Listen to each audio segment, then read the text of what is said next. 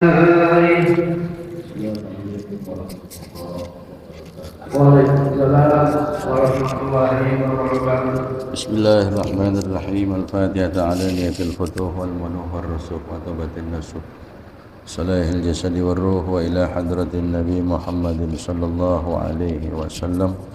Sallallahu ma'ali bahadal kitab Sayyid Ahmad bin Zanaham wa Syekh Muhammad Nawawi bin Umar al-Jawi Syafi'i al-Bandani wa usulihima wa fura'ihima wa dhabil hukuki alim majma'in wa thumma ila ruhi Syekh Imran bi ruhi Sayyidil Walid al-Habib Abdurrahman bin Ahmad bin Abdul Qadir al-Singgab wa thumma ila ruhi Syekh Imran bi ruhi Ki Haji Anwar Sayyidi wa thumma ila ruhi Syekh Imran bi ruhi Ki Haji Sabilar Rasyad wa thumma ila ruhi Syekh Imran bi ruhi Ki Haji Hasan Basri Abu Bakar wa thumma ila ruhi Syekh Imran bi ruhi Ki Hafizuddin ومن دفن في هذا المسجد وصولهم وفرائهم وذوي الحقوق عليهم أجمعين أن الله تعالى يتغشاهم بالرحمة والمغفرة وينفعنا بأسرارهم وأنوارهم وعلومهم ونفحاتهم وبركاتهم في الدين والدنيا والآخرة.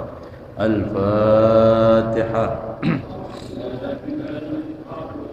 بسم الله الرحمن الرحيم. الحمد لله رب العالمين الرحمن الرحيم مالك يوم الدين إياك نعبد وإياك نستعين اهدنا الصراط المستقيم صراط الذين أنعمت عليهم غير المغضوب عليهم ولا الضالين.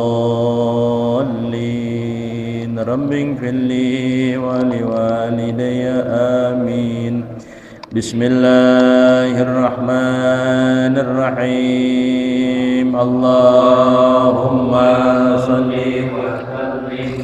على سيدنا محمد الفاتح لما أغلق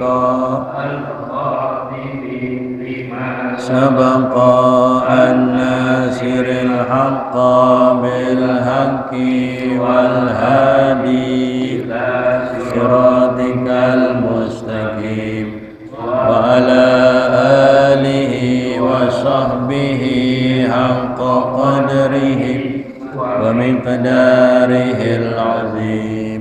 اللهم أخرجنا من ظلمات الوهم وأكرمنا بنور الفهم وافتح علينا بمعرفة العلم وأحسن أخلاقنا بالحلم وسهل لنا أبواب فضلك وانصر علينا من خزائن برحمتك يا أرحم الراحمين.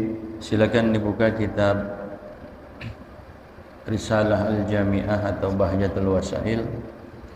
Ada di halaman 13, 3 baris dari atas. Bacaannya wa yajibu 'alal qadiri gitu ya. Bismillahirrahmanirrahim.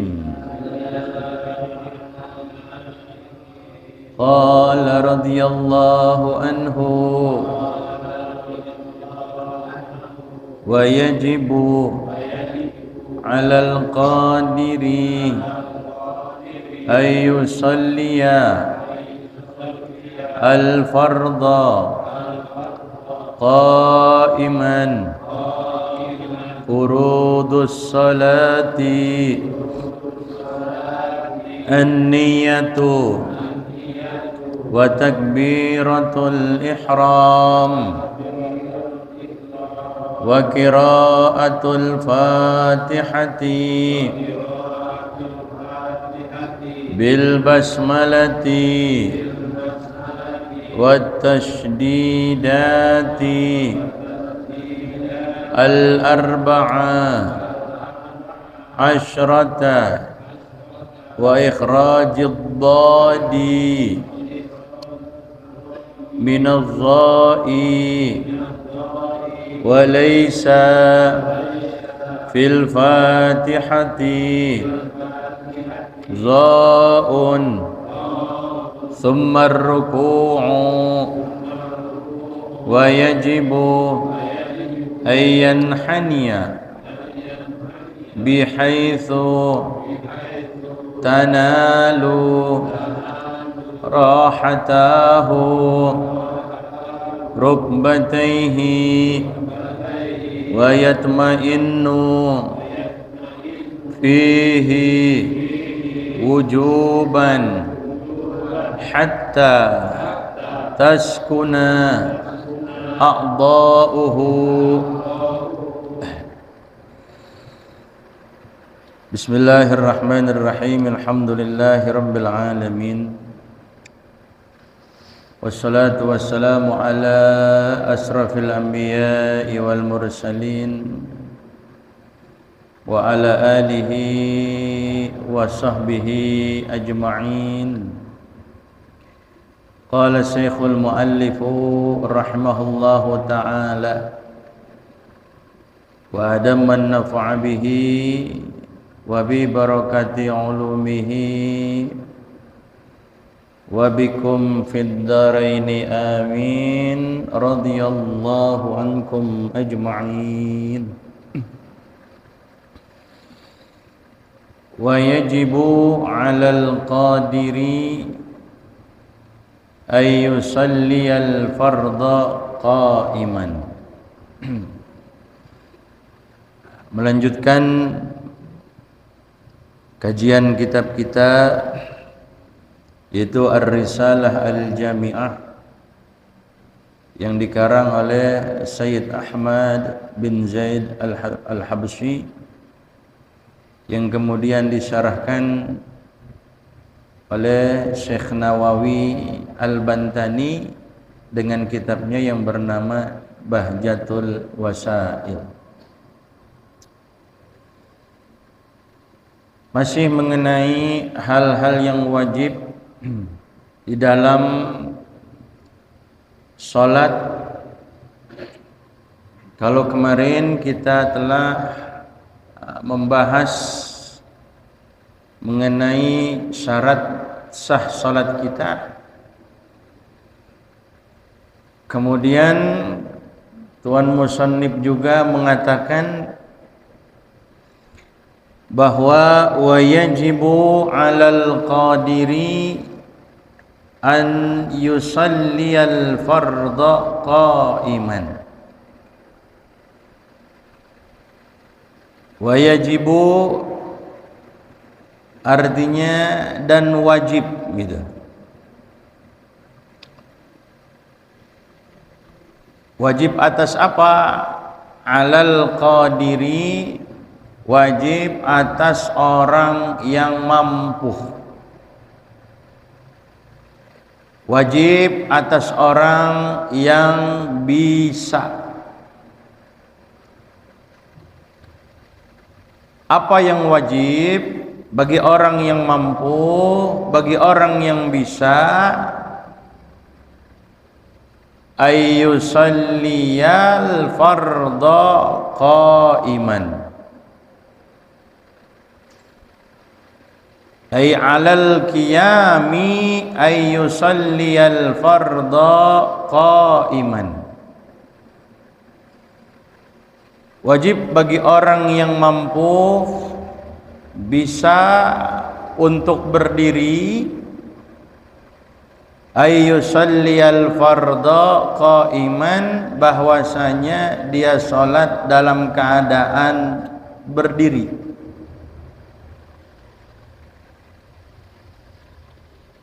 Jadi seandai kata kita mampu, seandai kata kita bisa untuk berdiri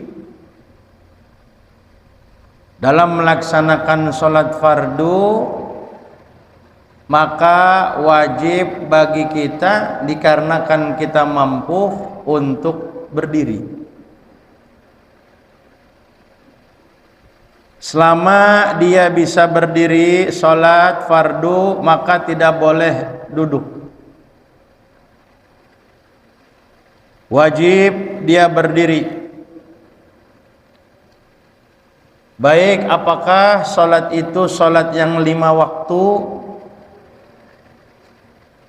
subuh, zuhur, asar, maghrib, isya, ataupun nanti salat yang kita nazarkan.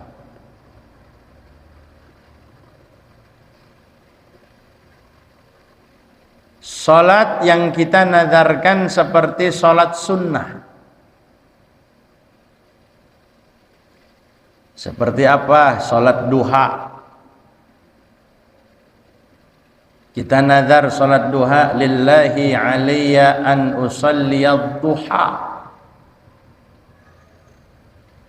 Saya wajibkan bagi diriku untuk mengerjakan salat duha. Berarti namanya dia nazarkan. Nah, maka pelaksanaan sholat duha nanti dikarenakan tadi dia nazarkan yang hukumnya menjadi wajib, maka wajib pula dia berdiri ketika dia melaksanakan sholat duha. Karena tadi dia nazarkan. Tapi kalau misalkan dia nggak nazarin, nggak mesti. Kalau sholat sunnah sih nggak mesti berdiri, ya. Jadi yang wajib berdiri ini kalau kita mengerjakan sholat yang fardu atau sholat yang kita nazarkan. Seperti apa yang kita nazarkan? Tadi sholat duha hukumnya sunnah, kemudian kita nazarkan maka menjadi wajib. Dikarenakan kita nazarkan jadi wajib, maka berdirinya pun dalam pelaksanaan sholat duha yang kita nazarkan, berdirinya juga hukumnya apa? Wajib juga. Begitu. Tapi kalau sholat fardu antum jangan nazarin. Kalau sholat fardu sih dinazarin gak dinazarin juga memang hukumnya apa? Wajib. Saya nazar kalau bisnis saya berhasil saya pengen sholat maghrib. Kalau kagak gol juga bisnisnya ya maghrib sih wajib. Ya. Jadi wajib berdiri dalam sholat fardu. Kalau dia tidak bisa berdiri, mungkin seumpama karena sakit, atau dia punya pala pusing 7 keliling, maka diperbolehkan silahkan dia sholat dalam keadaan duduk. Insya Allah pahalanya itu tidak berkurang karena dia ada uzur. Ada orang sholat kagak bisa diri karena ada uzur. Kalau dipaksain bisa jatuh, bisa bahaya, masyakoh buat dia.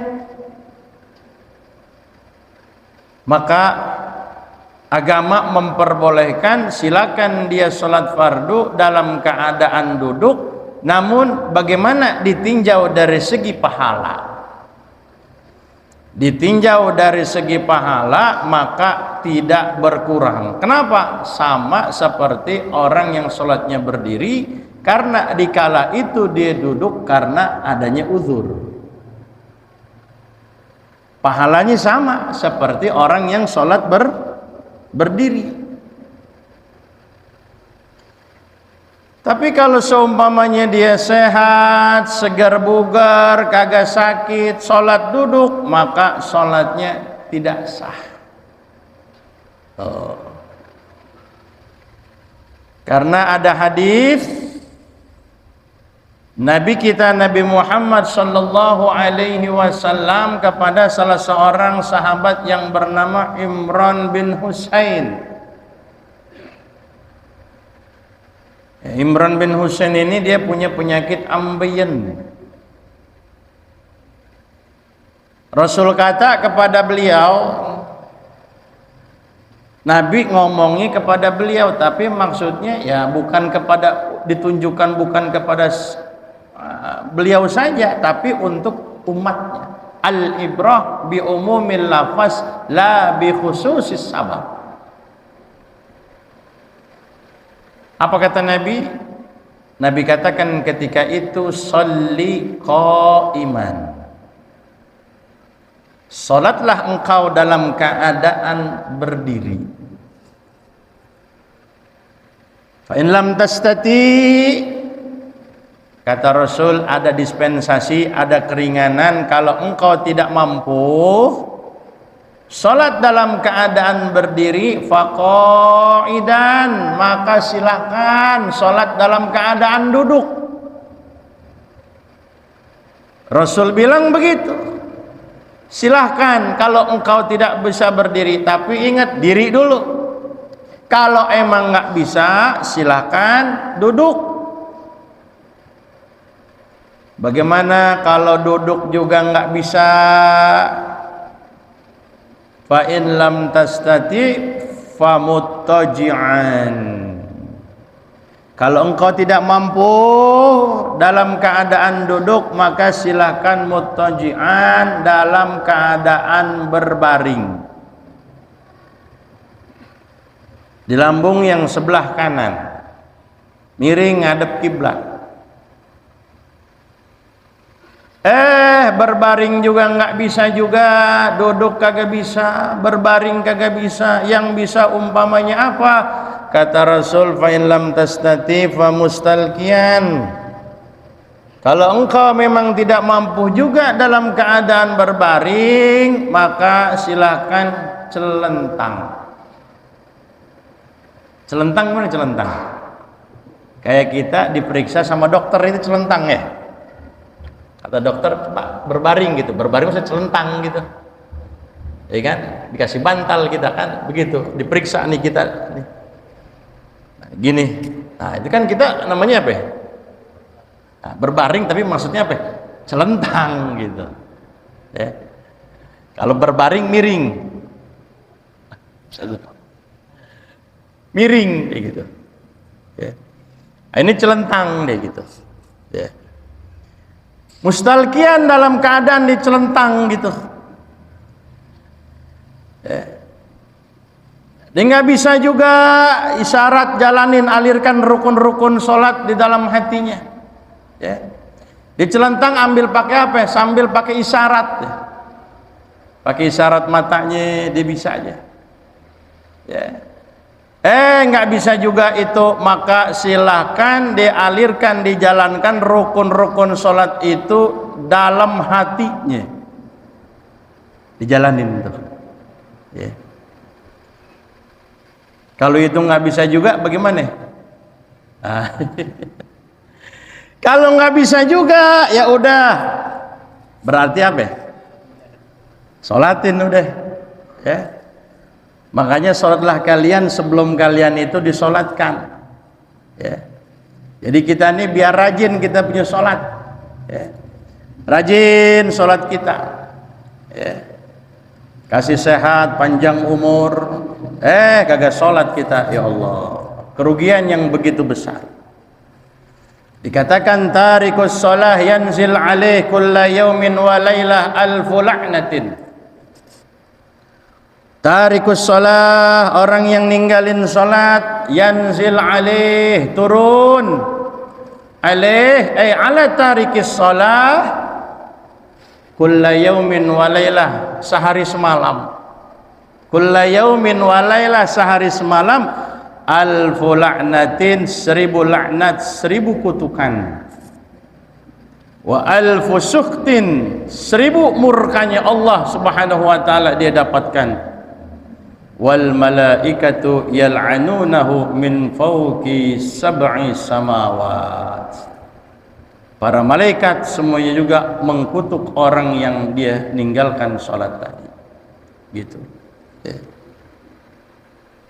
Tapi jangan sering-sering kita sholat. Jangan jarang-jarang aja kita sholat.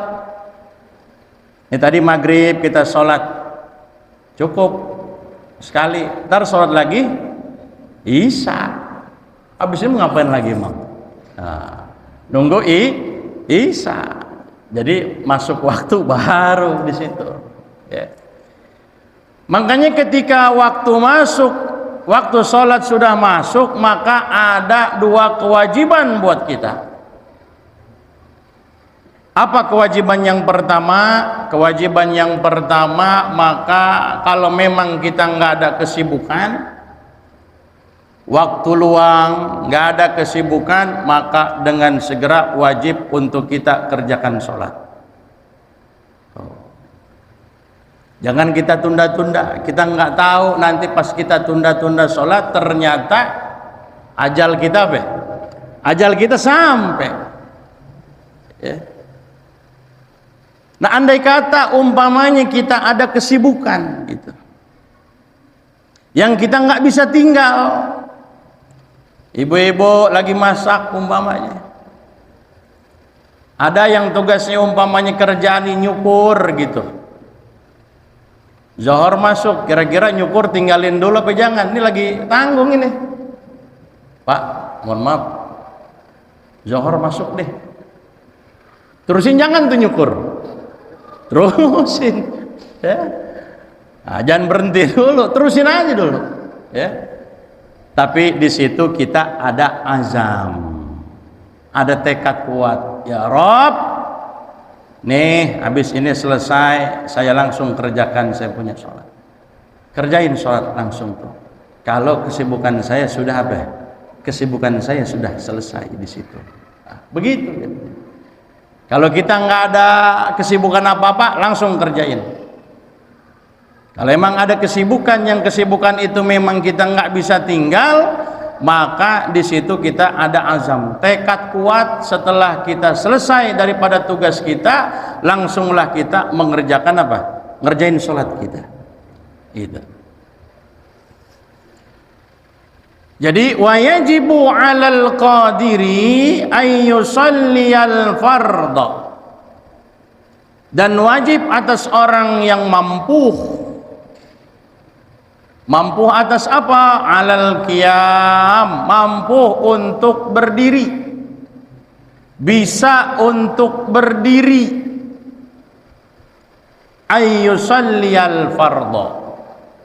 Nah, kalau kita belajar nahwu tahu tuh an yusalliyal fardhu jumlah an wa madakhalat alaihi fi ta'wilil masdar fi mahalli raf'in, jadi fa'il dia, jadi pelaku, fa'il daripada yajibu. Setiap fi'il ada fa'il. Nah, nanti fa'il yajibu apa? Ayyusalliya tuh. Jumlah an wa madakhalat alaihi fi ta'wilil masdar fi mahalli raf'in fa'il. Itu. Ayyusalliyal fardha, bahwasanya dia salat fardu walau mandzuron. Bahkan dikatakan oleh Syekh Nawawi Al-Bantani, walau mandzuron, meskipun salat yang dikerjakan itu adalah salat yang dinazarkan. Tadi seperti contohnya salat duha. Salat duha dinazarin sama dia, maka yang tadinya sunnah hukumnya jadi wajib. Maka ketika dinazarkan, maka wajib bagi orang tersebut dalam keadaan apa? Dalam keadaan berdiri dia punya salatnya. Ya. Bahkan kata Syekh Nawawi Al-Bantani, au ala suratihi, atau atas bentuknya. Seperti apa maksudnya suratihi? Kal mu'adati, seperti salatnya orang yang diulang, salat fardunya diulang gitu. Umpamanya kita tadi udah ngerjain salat zuhur, udah selesai kita jamaah tadi salat zuhur selesai. Ternyata pas udah pada pulang kita tinggal sendirian, ada orang masuk ke masjid, kita lagi wirid, selesai wirid kita tanya, Pak, mau sholat apaan? Saya mau sholat zuhur. Nah, maka kita boleh bantu dia. Ayo Pak, saya jadi imam dah, atau Bapak mungkin jadi imam, silakan. Artinya apa? Biar dia dapat apa? Biar dia dapat jamaah di situ. Maka sholatnya kita diulang, tuh namanya muadah di situ. Nah, ketika kita muadah pun, maka wajib dalam keadaan apa? Dalam keadaan berdiri juga, sholat yang al-muadah, sholat yang diulang gitu. Ya. Tapi bagi kita yang diulang begitu tadi dapetin pahala dapat pahala sunnah di situ. Ya. Qaiman, dalam keadaan berdiri. Ya. Bagaimana dalam keadaan berdirinya itu? Bi ayyakuna muntasiban binasbi qafari zuhrihi. Bi ayyakuna muntasiban. Nah, bagaimana caranya? Baknya di sini adalah taswiriyah namanya. Gambarannya bagaimana? Qaimannya itu. Cara kaifiatnya bagaimana? Ba taswiriyah bi ayyakuna muntasiban, dengan cara, dengan jalan bahwasanya dia muntasiban, tegak. Si musolli ini muntasiban, tegak.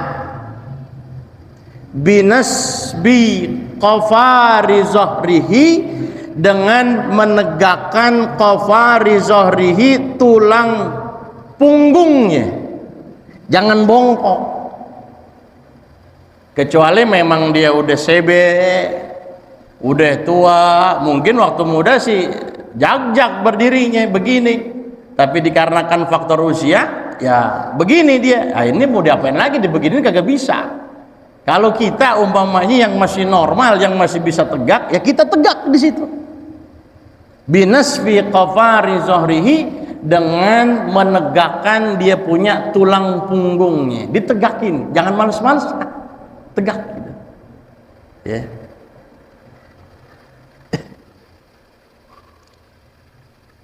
Ya, jadi tegak gitu. Fala yadurru itrakur ra'si. Bagaimana kalau seumpamanya kita nundukin pala kita? Kita berdiri tegak, tapi pandangan pala kita kemana tuh? Pala kita bagaimana? Apakah begini apa begini? Kata Syekh Nawawi Al-Bantani, beliau mengatakan fala yadurru, maka tidak berbahaya, artinya tidak mengapa. Apa maksudnya yang enggak mengapa itu? Itrakur ra'si, yaitu menundukkan kita punya kepala kita. Jadi pala tunduk, gak apa-apa. Kita nggak begini, tapi kita tundukin pala kita. Bahkan kata Syekh Nawawi, bal yusannu, akan tetapi memang kalau kita tundukin kepala kita, itu hukumnya apa? Sunnah di situ. Nah, kalau kita begini, ntar takutnya pandangan mata kita celingak-celinguk lagi. Ya. Jadi sunnah tuh tundukin kita punya kepala gitu. Bahkan di dalam kitab At-Taqriratus Syadidah karangan Al-Habib Hasan Al-Qaf, beliau mengatakan minas sunani an-nazar ila maudhi'is sujud. Terbilang daripada sunnah-sunnah salat bahwasanya pandangan kita punya mata kita ila maudhi'is sujud, ke tempat apa? Sujud kita. Jadi antum jangan celingak-celinguk, pandang kanan, pandang kiri, ke depan sono gitu kan. Ada orang lewat dilihat. Nah, ini bikin kagak khusyuk salat kita akhirnya. Jadi sunnahnya itu pandangan mata kita ila maudhi'is sujud, ke tempat sujud. Lah bagaimana kalau umpamanya kita sholat di depan Ka'bah? Apa itu Ka'bah kita jenengin? Apa itu Ka'bah kita pandang terus? Kata Al-Habib Hasan Al-Qaf dalam kitabnya, beliau mengatakan walau shalla khalfal Ka'bah, sekalipun dia sholat sholat di belakang Ka'bah. Artinya itu apa itu? Itu Ka'bah depan dia gitu. Kita di belakangnya gitu itu. Tetap pandangan mata kita ila maudhi'is sujud. Ke tempat apa? Ke tempat sujud di situ. Bagaimana kalau seumpamanya khalfan nabiyyin, zaman-zaman para sahabat dulu, yang Nabi jadi imam, sahabat jadi makmum. Bagaimana kita sebagai umpamanya ini sholat di belakang Rasulullah nih, sedangkan kita jadi makmum, apakah kita jenengin tuh Rasulullah tuh, kita pandang tuh Rasulullah itu? Apa ya kita kagak mandang ke tempat sujud kita, walhal imamnya itu adalah Rasulullah? Kata ulama, au khalfa nabiyyin. Jadi walau shalla khalfa nabiyyin, sekalipun kita sholat di belakang seorang nabi, seorang rasul, fayanzuru ila maudhi'is sujudi mutlaqan, maka kita memandang ke tempat sujud secara mutlak. Mau yang jadi imam guru kita, mau kita sholat di depan Ka'bah langsung, mau kita sholat di hadapan Rasulullah langsung, tuh secara mutlak di situ maksudnya begitu. Tetap kita kemana? An-nazar ila maudhi'is sujud, memandang, melihat, menilik ke tempat sujud kita di situ. Ya. Nah, kecuali nanti ketika kita ucapkan tahiyat itu asyhadu an la ilaha illallah, fayanzur ilal muhallilah ila ayyusallima, kecuali ketika kita ucapkan illallah, asyhadu an la ilaha illallah, ketika illallah kita lihat fayanzur ilal muhallilah. Ini namanya muhallilah deh. Muhallilah. Kata Syekh bin Ruslan, wa inda illallah fal muhallilah irfa' li tauhidil ladzi sallaitalah. Ketika ucapan kita illallah fal muhallilah tuh, irfa' li tauhidil ladzi sallaitalah, angkat kita begitu, illallah li tauhidil ladzi sallaitalah, untuk mengesahkan yang engkau salat karena Allah Ta'ala yang Maha Esa. Ya. Makanya dikhususin pakai musabbihah atau muhallilah namanya. Ini ibham, sababah, wusta, binsir, khinsir namanya. Ini khinsir deh, binsir, ya. Ibham, sababah, wusta, binsir, khinsir. Nah, ketika illallah, kenapa wa khussatil musabbihah bidzalika? Kenapa dikhususin pakai musabbihah ketika illallah itu? Kenapa nggak pakai jempol aja? Asyhadu an la ilaha illallah gitu. Atau kenapa nggak pakai jari tengah? Illallah gitu. Ya kan? Kenapa khussat al-musabbihah dikhususin pakai musabbihah? Ulama kata dalam satu kitab, li anna fiha irqan muttasilan bil qalbi, karena padanya li anna fiha ay fil musabbihah irqan muttasilan bil qalbi, ada urat yang nyambung, itu bisa sampai ke mana? Ke hati kita. Makanya kita ucapkan illallahnya pakai ini khusus, pakai musabbihah. Kenapa enggak pakai wusta tapi pakai musabbihah? Kenapa enggak pakai wusta? Ulama kata fa inna laha irqan muttasilan bidzakar. Mohon maaf, karena nih wusta nih, jari tengah kita ini itu fa inna lil wusta irqan, ada urat juga di sini. tapi uratnya ini muttasilan bidzakar laisa bil qalb. Urat yang ada di sini itu nyambungnya, mohon maaf, ke kemaluan kita, bukan ke bil qalb kita, bukan ke hati kita di situ. Ya. Tuh. Nah, jadi ketika kita berdiri tegak, muntasiban binasbi qafari zahrihi, sunnah tundukin pandangan mata kita ila maudhi'is sujud di situ. Ya, itu terbilang daripada sunnah di situ. Ya. Cuman sunnahnya lagi fathu basarihi, buka pandangan mata kita ke tempat sujud, tapi jangan kita merem gitu, jangan taghmid, jangan kita meremin gini, tetap buka fathu basarihi, kita buka pandangan mata kita, tapi tetap kemana? Ke tempat sujud, begitu. Taghmid itu tapi kadang-kadang dia hukumnya wajib taghmid, terkadang sunnah taghmid itu. Ya, sunnah wajib taghmid, kita pejemin mata kita. Bagaimana kok bisa wajib taghmid? Ulama kata kama idza kana amamahu nisaun ajnabiyat.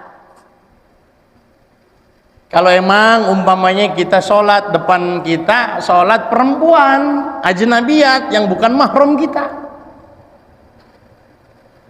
Kita sholat, ternyata di depan kita itu lalu lalang perempuan.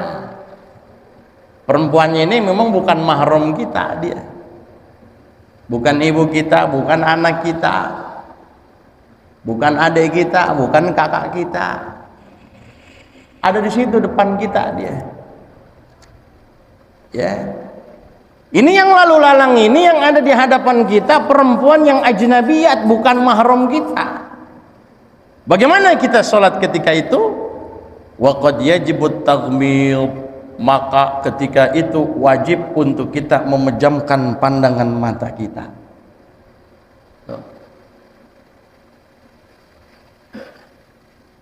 Ya.